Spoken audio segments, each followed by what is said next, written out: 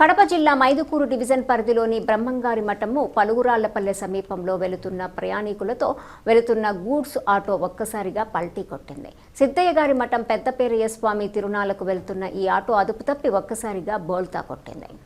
అటువైపుగా కారులో వెళ్తున్న ACN news chairman Ragimanu Pratap Kumar మరియు అక్కడే ఉన్న స్థానికులు గమనించి వెంటనే ఆటోను పైకి లేపే ప్రయత్నం చేశారు. సిద్ధయ్య గారి మఠం దైవదర్శనానికి వెళ్లి తిరిగి వస్తుండగా ఒక్కసారిగా అదుపు తప్పి ఆటో పల్టీ కొట్టింది.